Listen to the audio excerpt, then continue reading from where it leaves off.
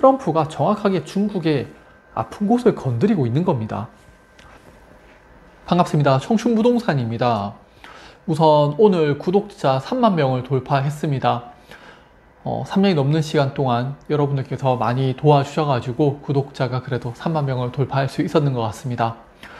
네, 그럼 오늘 내용 시작하도록 하겠습니다. 미국과 중국의 관세 전쟁에서 중국이 이길 것이다 라고 하는 댓글들을 많이 볼 수가 있습니다. 근데 2018년에 무역 전쟁에서 중국은 한 번에 패배를 기록했었죠. 그리고 경제가 회복하지 못한 상황에서 트럼프가 관세 전쟁을 시작했는 거예요. 각종 데이터들이 중국 경제가 무너지고 있는 것을 보여주고 있고, 외국인 투자자들은 중국 시장에서 자금을 빼가고 있다라고 보는 게 맞을 겁니다. 오늘 그 내용에 대해서 설명드리겠습니다. 최근 많이 보신 자료일 거예요. 중국의 실업률로 트럼프가 무역 전쟁을 시작한 2018년부터 실업률이 치솟기 시작을 하고요. 회복을 하지 못하고 있어요. 5에서 6%대 실업률을 보이고 있는데, 중국 노동자들의 최저임금과 인구를 고려했을 때 다른 국가들보다 상황이 더 심각하다고 볼 수가 있겠죠. 중국의 위안화 환율을 보면요, 계속 상승하고 있습니다. 경제가 좋다거나 다른 국가에서 중국으로 자금이 들어온다면은 환율이 하락을 하고 위안화가 강세를 보여야 하는데, 10년이 넘는 시간 동안 위안화가 약세를 보이고 있죠. 하물며 그렇게 중국의 경제가 좋다면 금리 인상이라도 해야 하는데 금리 인상 못하고 있습니다. 외국인들의 직접 투자를 보면요, 미국이 금리 인상을 하는 2023년부터 마이너스를 기록했고요, 24년에는 약 30%나 감소를 합니다.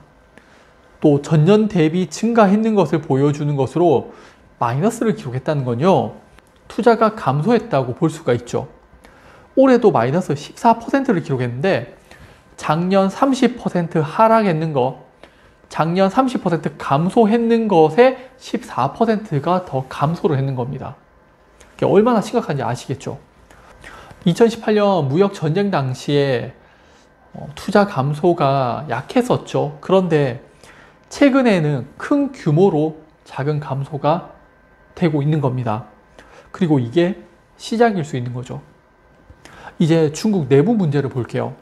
이 자료는 CSF 중국 전문가 포럼에서 가지고 왔습니다.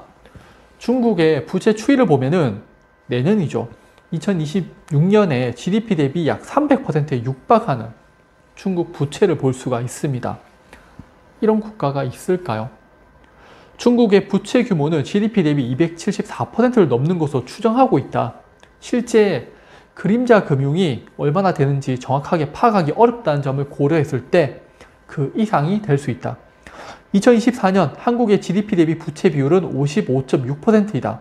미국은 144.2%이지만 중국과 비교할 수준이 아니다고 합니다. 중국이 내부적으로 얼마나 위험한지 아시겠죠? 중국 그림자 금융 추이를 보겠습니다. 파란색 막대 그래프를 보면 되는데, 2002년부터 출발해서 2018년까지 증가를 하죠. 그 이후부터는 조금씩 감소를 하는 모습을 보이고 있는데, 이를 다시 노란색 선과 비교를 해볼게요. 노란색 선은 부동산 증가율입니다. 2010년에는 80%까지 증가하는 등 비정상적인 모습을 보이는데, 2018년 이후 그림자 금융이 줄면서 부동산이 마이너스 또는 상승률이 둔화되는 모습을 보이고 있죠.